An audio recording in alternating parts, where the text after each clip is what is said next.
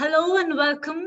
We are so excited to be hosting you, the nation builders, at the curtain raiser of this knowledge series where Asianet News and Amrita School of Business under Amrita Vishwa Vidyapeetham bring on board experts and the who's who from the academia and the industry to talk to you, as I said, the nation builders really, talk about matters pertinent to your growth.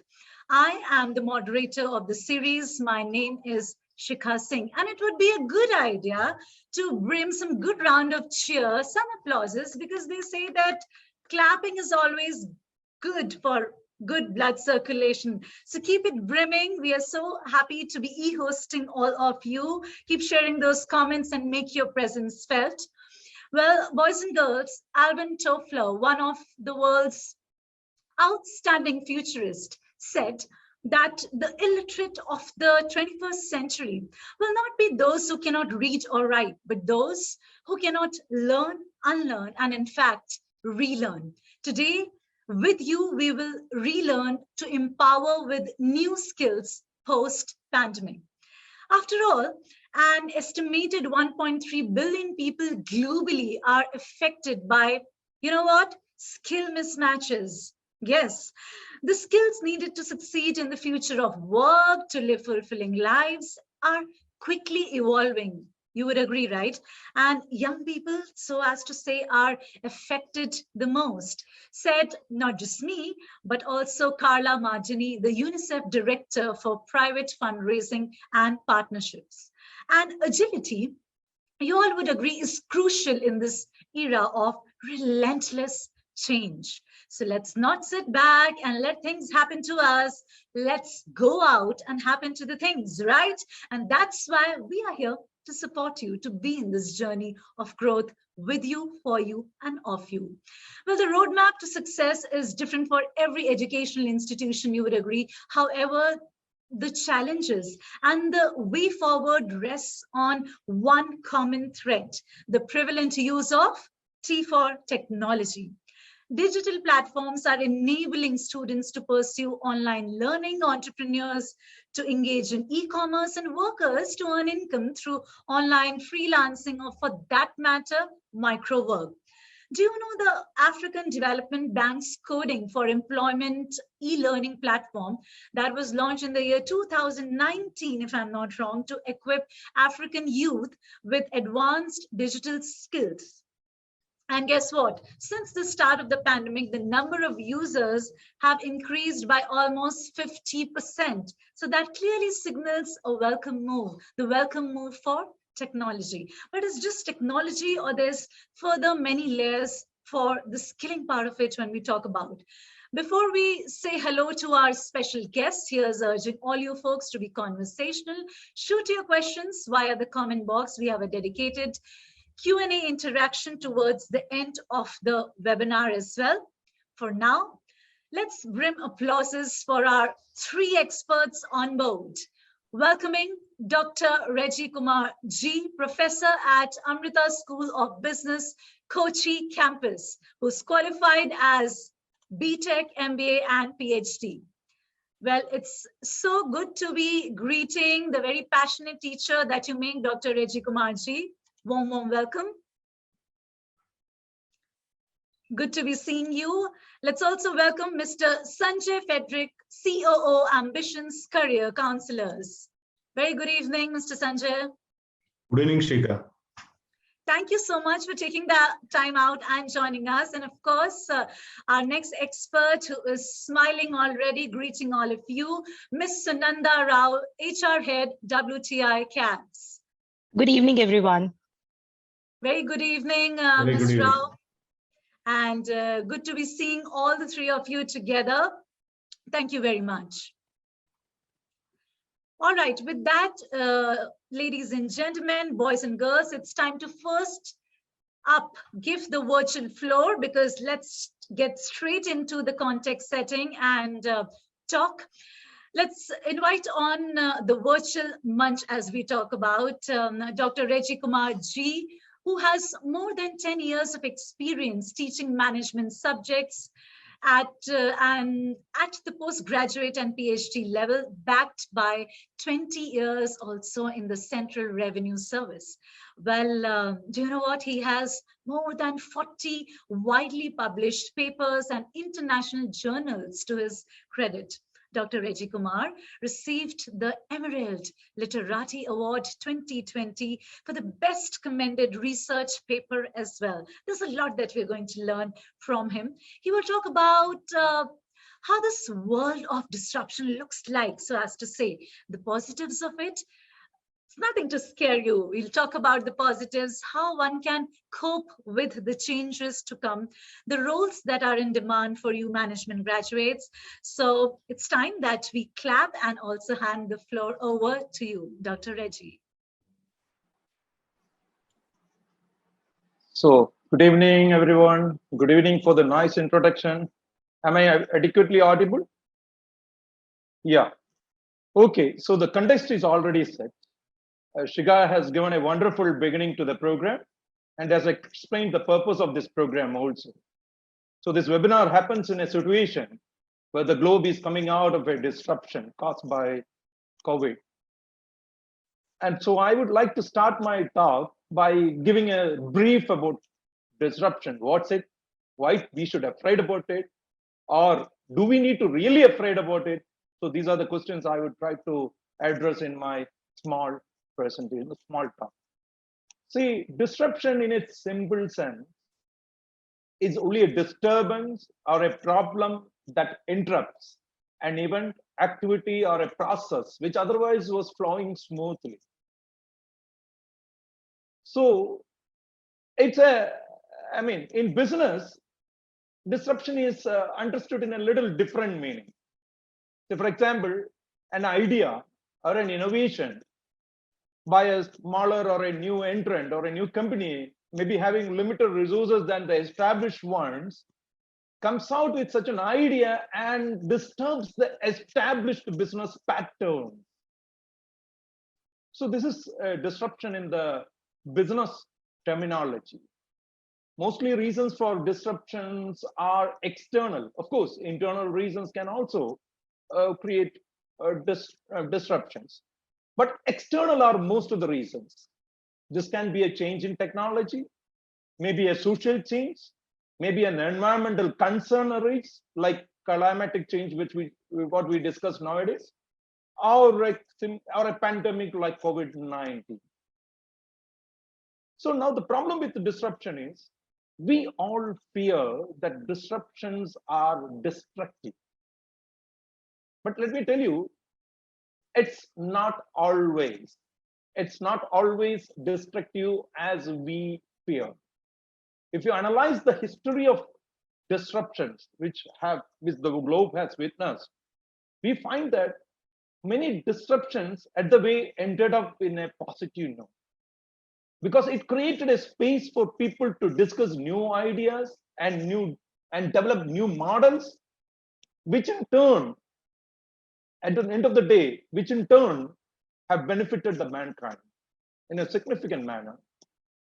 So if you think the disruptions happened in philosophies, like new religions formed, maybe in ideologies like communism, socialism and all, or maybe in technology like internet, all when it appeared was creating a lot of fear, but end of the day, it all become beneficial to the mankind.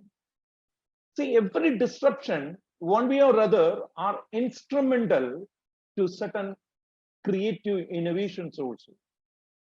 So creative innovations are going to make the society move forward or to make the economies move forward. The effects of disruption normally get diffused through multiple layers.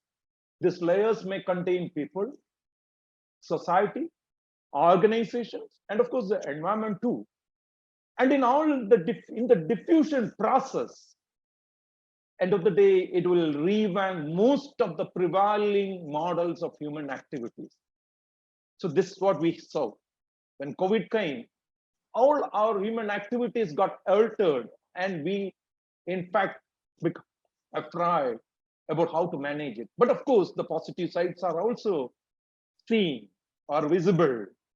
See, as suggested by Greg Settle, leading management guru, and there's a wonderful article in Harvard Business Review which say that let us stop arguing whether disruptions are good or bad. It has got good points, it has got bad points. But what we need to think seriously is how we can manage it. What we need to do to manage it effectively and create an opportunity out of the disruption which is coming up or which is visible. So that's the need of the hour. I remember a recent survey by PricewaterhouseCoopers among the 1,000 plus CEOs of the globe. And many of them seriously believe that there will be higher levels of disruptions coming in the business scenario and in the social scenario, even when the COVID moves away. That means the kind of thought processes which are initiated because of the COVID pandemic is going to redefine many of the existing paradigms. So when this redefinition comes, new models, new innovations, etc., are likely to come, and the people or everyone need to cope up with them to survive successfully. So to be precise, I will tell you, innovations and disruptions, these two forms hallmarks of a technology environment of today. We cannot separate these two apart. One is complementing to the another. And so there's a reality and we have to live in this reality. So we need to identify strategies which will help us to effectively manage disruptions and to become successfully overcome it. Now, when you look at the recovery landscape, that's some point, one or two points about that also I would like to tell. There's a recovery landscape of disruption, which you can see now when you see around. And most of that is supported by developments in digital technology, maybe the industry 4.0 or smart protection or automation, big data, all in one way or other going to speed up or going to support the recovery landscape from this disruption. So we all requires a significant redefinition of skill sets. Actually, to manage disruption, a redefinition of skill set and identifying the future skill needs are going to be very much critical. We all expect changes, but we don't know what is the direction of change. We know that new skills are going to be in place to become successful. Similarly, job roles are going to be changed. Maybe many existing jobs will disappear, new jobs will come, and you need to equip yourself to become smart in such job profile. All are expected. Nothing is clear, but we have an idea that this is going to be a little more turbulent in future, and people with adequate skill sets to manage this disruption can only become successful. People say that high level of cognitive skills, emotional intelligence, digital skills, cross-functional expertise, virtual socializing skills, etc., are essential to become smart in this distant economy, a new term. Now, the economy is flourishing through, keeping distance, social distancing to be precise. So I'm not going to give the detailed mapping of the new skills required for the industry because my fellow speakers who are more associated with the industry can elaborate it in more detail. But I would like to conclude my small talk by informing that it appears that the downturn created due to COVID is fading slowly. And we are witnessing a fast recovery. See, if you look at the budget or the economic survey, latest economic survey, out of the 22 most important high frequency indicators, in 19 indicators, we have witnessed a noticeable turnaround. See, for example, our GDP has become, growing almost 9.2%. Our exports are significantly grown. Our service exports are going to touch a new record of, I feel it's around $240 billion US. Our GST collection for the last 4 months consecutively are above targets, maybe crossing more than 140 lakh crores of rupees. Similarly, except 3 industries, maybe steel consumption, automobile, and aviation, all other industry segments have shown better figures than pre-pandemic level. Our balance of payment position has become surprisingly better, and we are now the 4th biggest country in the world to hold foreign exchanges. So all indicators appears positive. All indicators appears positive, and next 2 to 3 years going to be happening years for our country, provided our youth empower themselves with adequate skills, try to learn the need for new skills, and become smart in acquiring them. So with this small advice to try and aim for the skills which you may require post-COVID, my fellow speakers will be giving more information about what are the skills going to be in demand in future. I myself conclude for time being. Thank you. Thank you, everyone. Thank you, Shiga. Thank you very much, Dr. Rejikumar. Thank you very much for ushering in that vibe of positivity. And I would like to say, as we thank you, that indeed disruption ushers in creativity. So as young management minds, I would like to say we just have to jump out of the window and maybe grow wings on the way down. Dr. Rejikumar, you are equipping young minds with tools that enable them to be agents of change and, of course, the drivers for the progress. Thank you very much. We'll get interactive with you, but right now it's time to further introduce our next expert on board, Mr. Sanjay Fedrick, the CEO of Ambition's Career Counsellors. Welcoming you on the screen again and talking about you, an experienced director that you are with a demonstrated history of working in the education management industry, strong professional skills in marketing management, strategic planning, business development, marketing strategy, and also CRM. Well, to tell all of you, Mr. Sanjay is going to lay his 2 cents on the new skills for you students and the entrepreneurs. And also, very importantly, how does the current state of the job market look like, and how should we really foresee the future? Mr. Sanjay, tell us, how's it feeling to be here? And of course, handing it over to you on that note.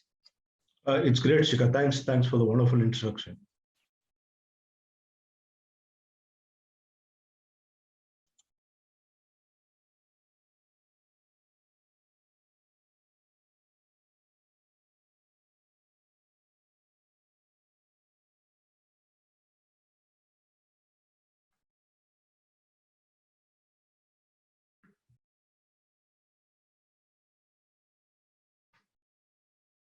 Yeah, good evening, everybody. I would like to thank Asianet Amrita Vidyapeetham for granting me this opportunity to be a part of this webinar along with my learned speakers, Dr. Rejikumar and Sunanda ma'am.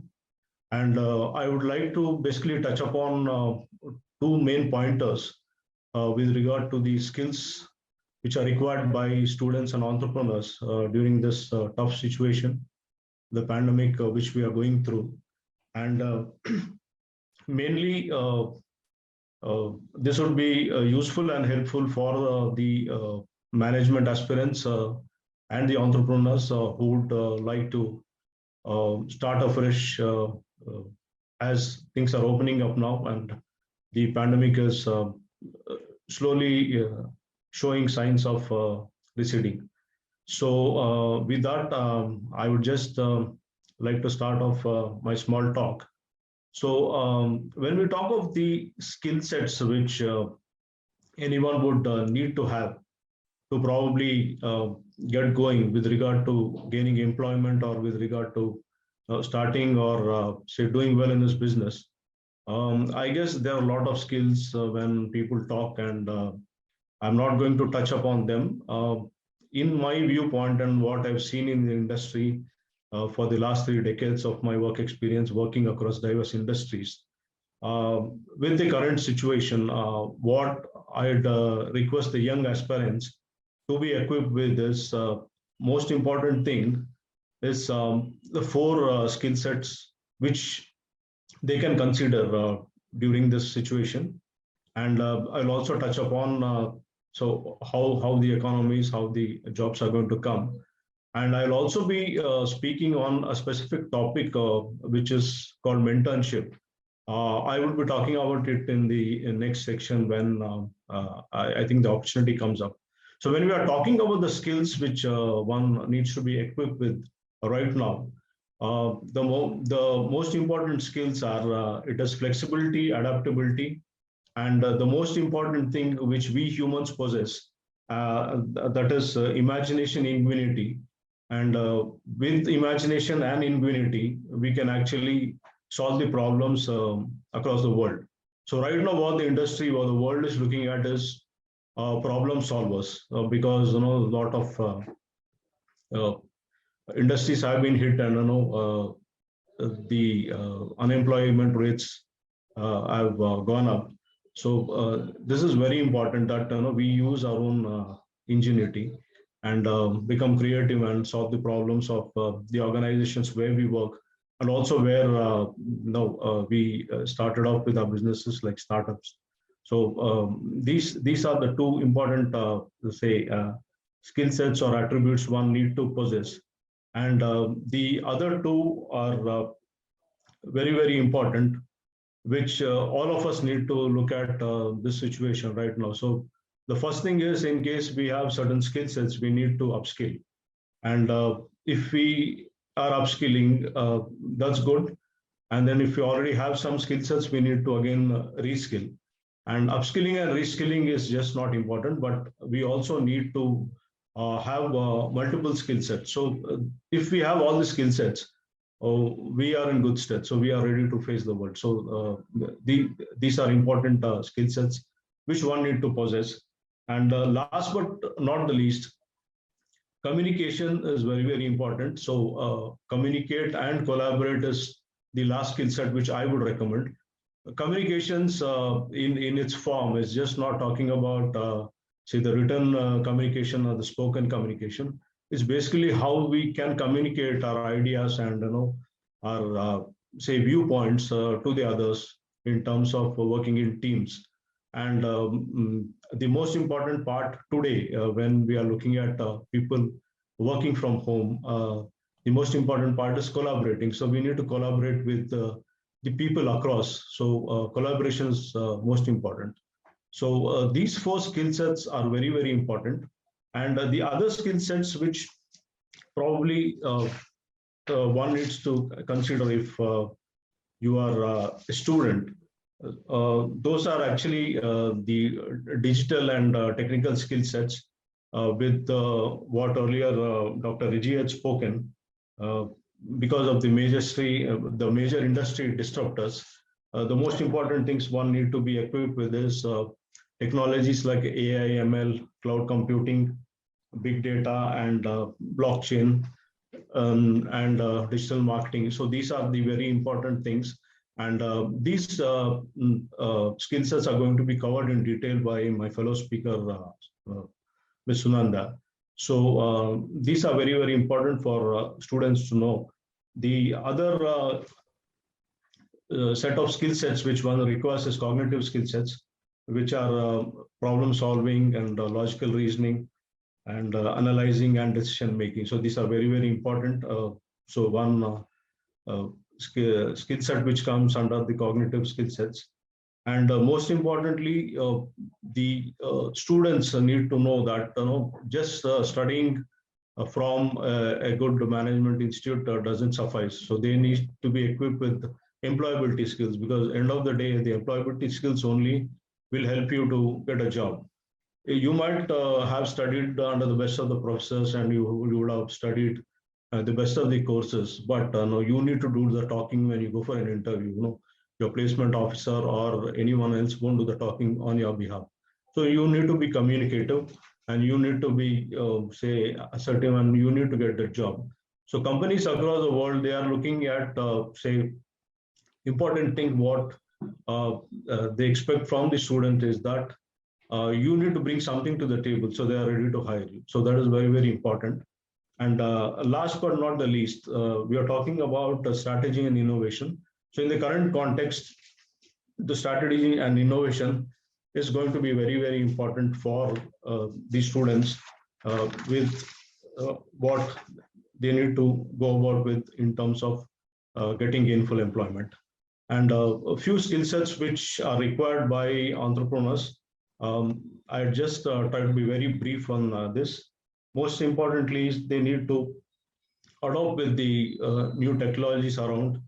So they need to try to do business with the new methods, like being flexible, ready to cope up with, say, the hybrid mode of working.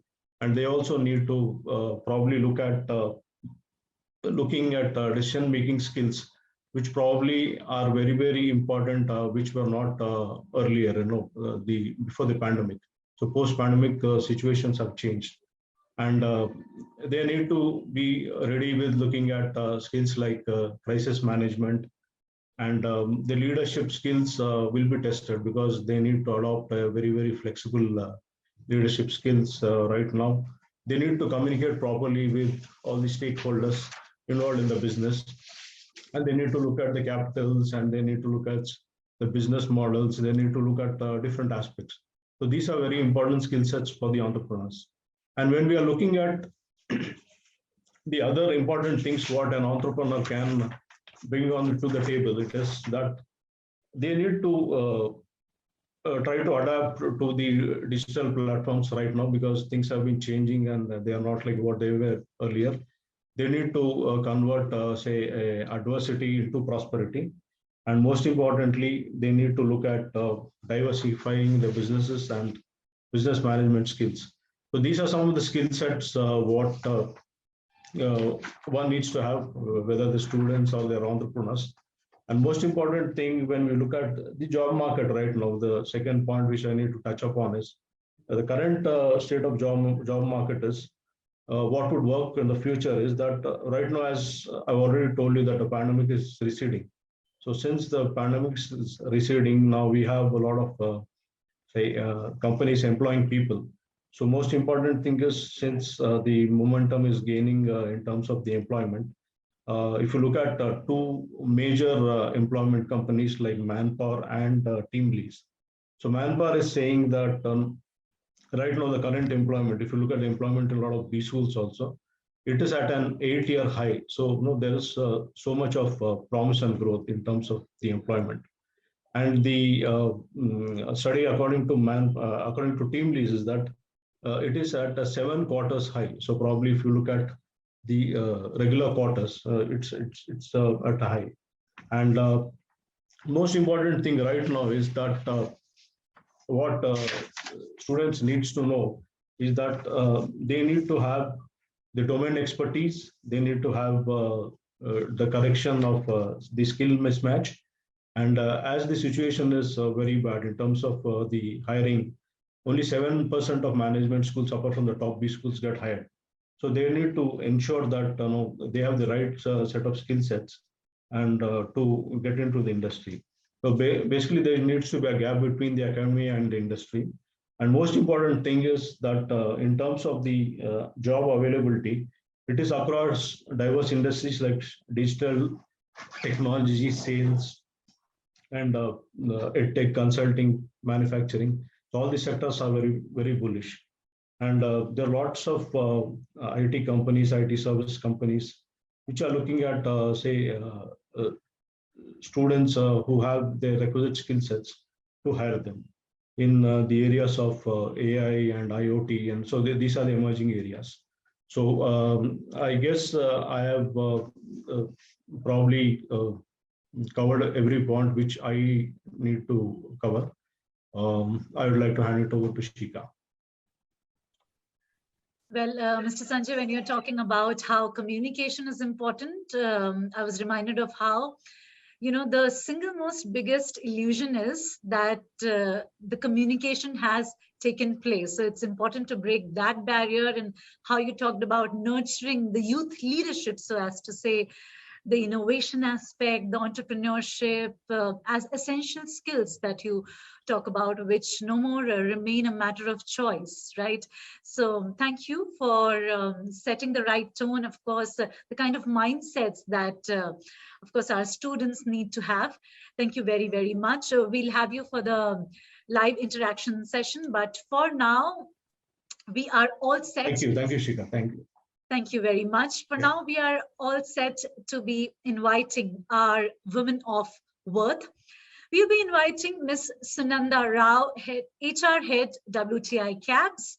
Well, it's very interesting to note about her. She's the conceiver of 2 startups that combine both the jobs and also the careers. One of the rarest backward integration combinations of HR and career.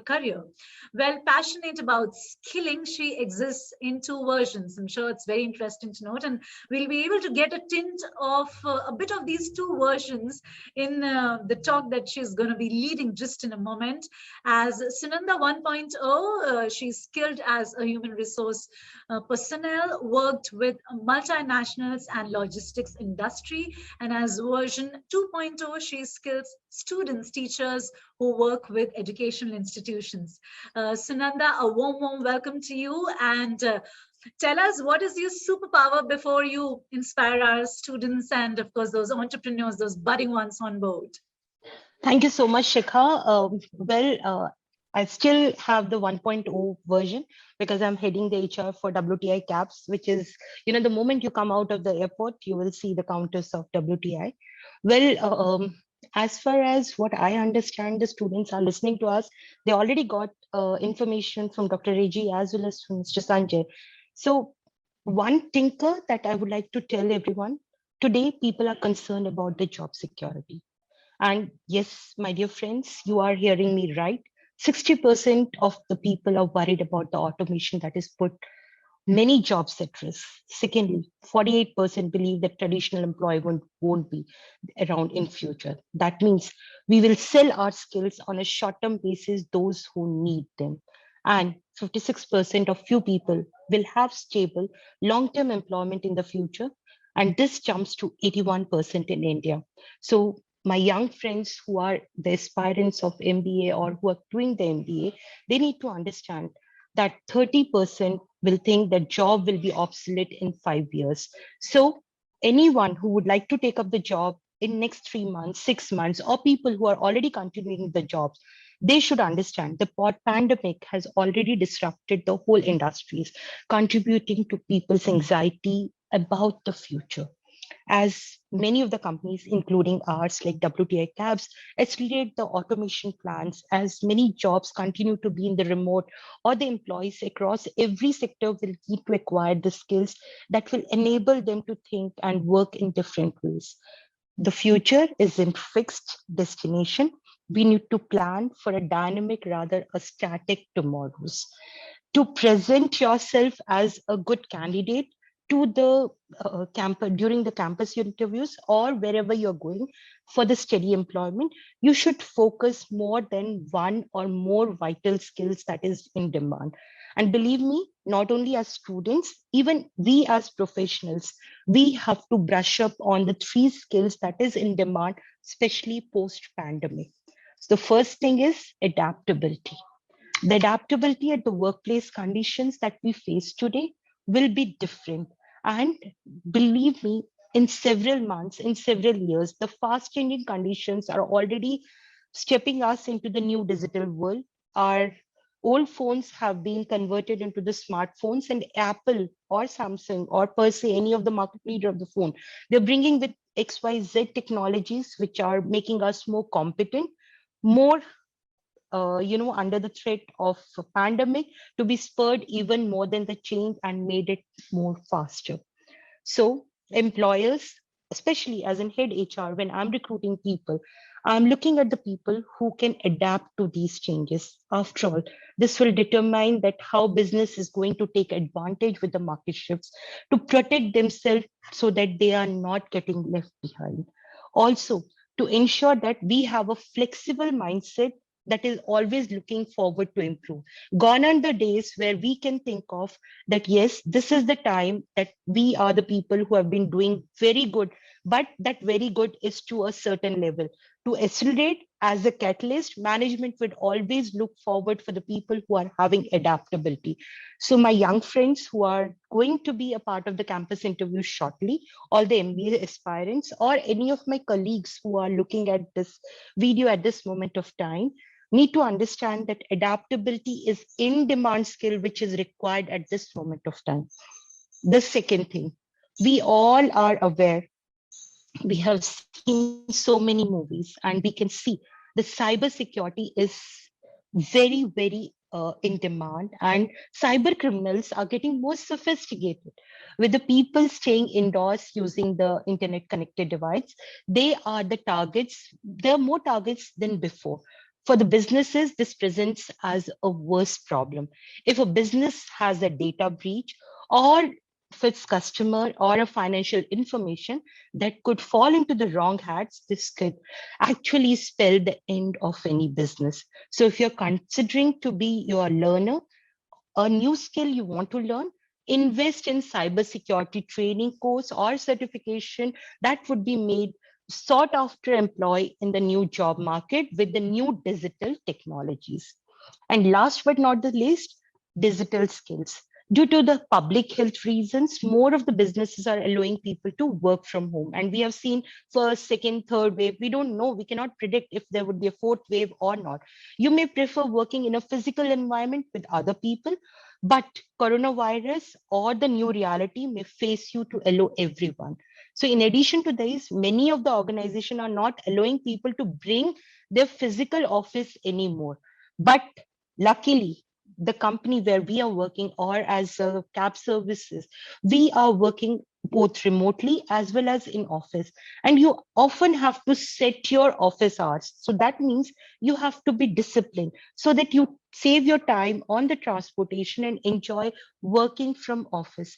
Because people are working from their homes, digital skills like design, programming, writing, content writing could be high in demand. And believe me, employers, progressive employers like WTi Cabs, we are looking for the people, young people who are adaptable, who are flexible, who are having digital skills and can add really a value add to the organization. Otherwise, so concluding my talk at this moment of time, I would say the new world after coronavirus will never be precisely the same as we had. Old ideas and approaches to the business world won't simply survive, it would cut it. So if you want to put yourself in a position to acquire the best job possible in your dream organization, follow the three principles that you have to be adaptable, you understand the cybersecurity, and of course, you are digitally strong enough. So I would rest my case here, Shikha. I would look forward for your future questions so that I can be a value add to this forum. Thank you very much, Ms. Sunanda. Well, I'm just a facilitator. I'll be taking up questions from our audience members who have joined us. As you saw and heard and witnessed that Sunanda spoke about adaptability, a little bit of touch on the cybersecurity, and of course the digital skills that we need to be armed with, right? Sunanda, thank you very much once again. You do believe in bringing futuristic ideas. So it's time that we prioritize integrating the socio-emotional skills into the curriculum. Of course, interactive coursework will help our youth to develop leadership, problem solving, presentation, also the interpersonal skills that all our experts indicated in this disruptive world, right? So on that note, of course, we have, I know our young minds, as I can just browse through, our young minds raising the queries. So we will be inviting our guests back onto the screen. Could we please have Dr. Rejikumar G, Mr. Sanjay Fedrick, Ms. Sunanda Rao, on the screens. Thank you very much for joining. And it'll be a good idea. Let's clap for our respective participation for our audience members also. Trust me, clapping is good for blood circulation. So let's keep it going and keep the energies vibrant as well. All right. So I would like to assume that this is not a very serious topic, so we all can be at our energetic best. And I'm just trying to scroll through the questions that are reaching to us. So, all right, with our experts taking up their positions so rightfully on the screen, we have this first one, which I would like to believe, because Dr. Reggie, you spoke about disruption in as much detail as you could within the time. So one of our viewers is asking, as it is an unprecedented situation, so how can one best prepare for similar such situations in the future? Interesting question. Requires a moment of thinking also. But let me tell you, disruptions are not going to stop as such. It will stay disruptive until something else which has a better power to disrupt the disruption. So identifying the best disruptor to the disruption is one way to plan to handle it. And again, see, in research also we used to tell that, see, for every outcome, there are certain causal forces. So when you analyze, you will understand what are the real reasons for the present description and how this description is going to be or is coming out to cause some impact on the sectors or in the business activities or the economy or in the social life. So mapping the reasons for disruption and analyzing the consequences of disruption will be a good framework for you to understand the real nuisances which can be coming out of this disruption and can come about with solutions for it. So it requires a plan, understanding what the disruption is. Is the disruption is because of what reason? And if the reasons are so, how we can overcome it? And what are the natural consequences of this disruption? And how this consequences can be made positive? And what are the background work we need to do? Like in this distant economy, we are planning or we are thinking of improvising our digital skills to manage it. Like that, for every disruption, there will be a solution or there will be a way to come out of it. So keeping minds open, keeping eyes open, engage in critical thinking and ability to visualize things in a better manner, understanding the reasons for disruption, bringing clarity to your roadmap and become flexible and adaptable. I think these can, in a big way, help you to plan and manage disruptions in general. That's all. Thank you. Fair enough, Dr. Rejikumar. Of course, when COVID struck, we never had a kaleidoscope to look back into. But I think with the new learnings and, of course, with experts such as you on board, we have, we have a rear view mirror to look into and take our lessons from. Dr. Rejikumar, I would like to believe the answer, or maybe Sanjay, you could take up this one as well. The answer would be in affirmation, but that's just my guess. The question is, with regards to the new skills, students need to empower themselves with post-disruption. Would these be particular to India or would this be globally as well? So I guess globally? Yeah, it is in the global context. Mm-hmm. All right. So yes, that would be affecting globally. And all right, we're going to take up this next one, which is an interesting one, actually.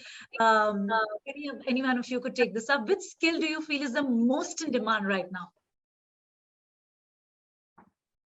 Yeah. Cybersecurity. All right, if two of our experts are going to answer this, then we will know the two topmost skills. So we'll give this to Sanjay and to you, Sunanda, both. Yeah, Sunanda ma'am, you can go ahead, then I'll take it. Okay, well, as for me, adaptability is the first skill that is required, no matter wherever we are. And second is, of course, the cybersecurity. In case, again, if there is a point which has to be said, then I would say first is adaptability, then the second one is digital skills. All right, fair enough. Mr. Sanjay, your votes for? Yeah, ma'am. So the most important skill which is required currently is I have actually worked with a company previously when I was a director of a business school. And they are also tied up with the Amrita Vidyapeetham, one of the campuses for the MBA program. It's a fantastic model called mentorship. So mentorship is nothing but being mentored during an internship. And this is actually very, very practical because these are live projects, they are curated projects. And these projects can be done by the management students while during their course because it's basically on a virtual mode. And the most important outcome of this is that they would gain domain expertise, and they can also work on, say, the cross-functional expertise also, which would actually be like, if you are looking at a design student, in case he needs to show his work to get a job. So he needs to show something which is already done. In this regard, students can actually flash, their expertise through this, say, curated projects, which are actually mentored by people from the industry. So they're all from a senior position, and they would also get certificates for this. So this will actually add value, more so for the students who don't have a work ex. So this is a very interesting concept called mentorship. This is actually from a company called Mentor Mind, which is headquartered in Hyderabad, started by 4 young friends. And I think one can explore at this platform. I think very, very riveting. There are some very riveting perspectives. I hope all your students and audience members are noting that bit. All right, now this one is particular to Ms. Sunanda. So I'm just reading this out for you, Sunanda. You spoke about upskilling in cybersecurity and digital skills. However, how should youngsters steer clear, very rightly pointed out, from the evils of the digital world, like, say, impersonation, or for that matter, cyberbullying, etc.? Thank you, Shikha, and I would like to congratulate those students who actually pointed and nailed correctly for this particular thing at this moment of time. Yes. First of all, every one of you need to understand that it is important to keep all the evidence of bullying. It could be messages, it could be posts, it could be comments, etc. If you are having the ways to determine what exactly is making the comments, also try to document it. Secondly, contact the service provider or the content provider through which the bullying has occurred. For example, if you're cyberbullied on your most favorite platform like Facebook, contact the assistance. On the same lines, you need to familiarize with the terms of use of various sites for the frequent online accounts that you sign up. It's a very absurd thing that we do whenever we are signing up. We just accept it without reading it. Take a moment to read it. Many of the websites expressly prohibit the harassment. And if you report through any established mechanism, that is, you have a document, you have a screenshot, so that the person or the post can be actually removed from that particular platform on a timely manner. To be sure, there are some of the website administrators that are better, quicker than others. Also, please be careful that do not retaliate, because anything that you do by the outsider, if you're reacting to that, you are contributing to that problem. So do not respond to such messages. Do not respond to any of the cyber bully messages. Calmly tell them to stop. And in case if they refuse, you may have to take additional actions. And forever, whatever reasons that is happening, do not be afraid for your safety, because you need to contact the law of enforcement for with the information, so that they can investigate. They can determine whether these threats are made credible, and if they are, the police will formally look into it. The evidence that you have collected will be helpful to evaluate the situation. So I believe I could answer it, Shikha, so that the students who have raised this question, or not even students, anyone who is watching this and has been a part of cyberbullying, they can be preventive about it. Thank you. I think very, very holistically and answered, Sunanda, and of course, at the same time, a very unmissable take, I would like to say.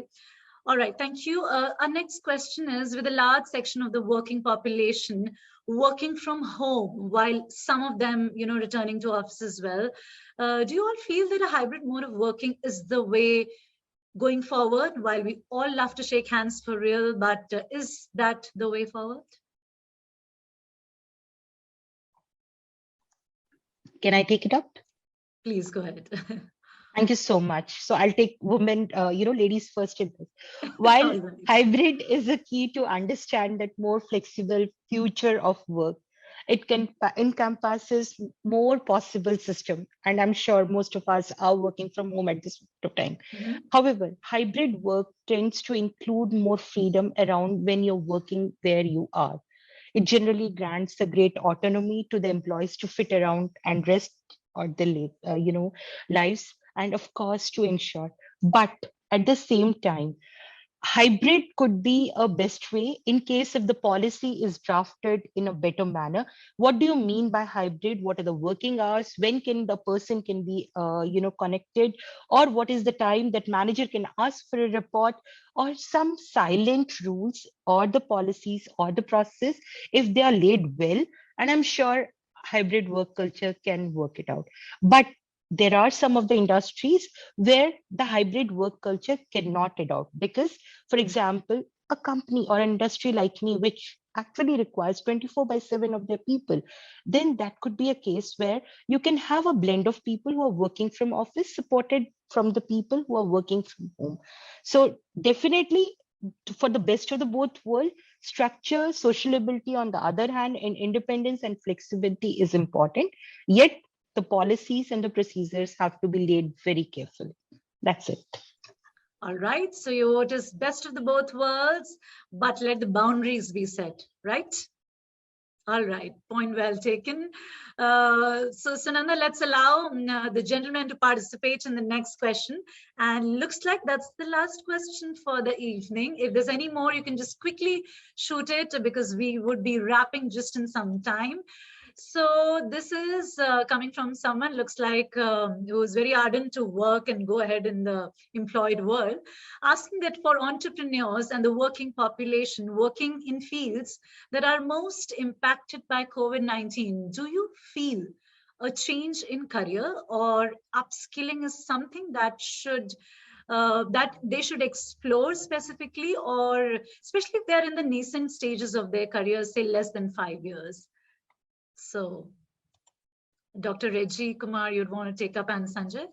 Yeah, because if I make an attempt, I don't know whether I'm the right person to answer this question because, but still I feel it's always, entrepreneurs should always see everything as an opportunity only. There is no meaning in running away from all this. See, I want to quote the lines of a famous economist Schumpeter. He said, every innovation is one way or other is a creative destruction. So similarly, every disruption can be an instrumental or can be a reason for an innovation also. So keep your eyes open and try to find out new opportunities. Running away or escaping are not, because a disruption or a challenge can create a better way to look at the problem also. It gives better solutions also, or gives an option to think about better solutions also. So this is my general advice from an academic point of view. I hope Sanjay will be a better guy to give a precise answer because of his experience in entrepreneurship and mentoring and all. Please, Sanjay. Thank you, Mr. Reji. Shika, I feel that definitely it's just not under 5 years or under 3 years or over 5 years. As even Sunanda ma'am had made a mention of it earlier, we all need to be lifelong learners. So learning doesn't begin or end at any point in time.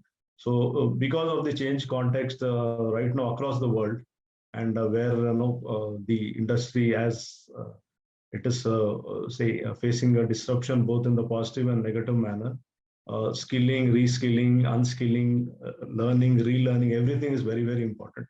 So my take is that one needs to definitely reskill or they need to upskill in whatever area they are, so that they can probably do well in days to come. That's what I wanted to say. Perfect. So we heard it from the academia and the industry both. To all our experts, firstly, on behalf of everybody who's watching and us, thank you so much for joining us. Thank you for your time and your perspectives. Thank you, Shika. Thanks a lot for this opportunity. Thank you very much. I hope you all had a good time as well. And yeah. We sure did. Thank you. Yeah. And on that note, everyone, they say that knowledge is not enough. We must apply. Wishing is not enough. We must really do. It's all in the doing. So proactive or reactive any day. We know that by now.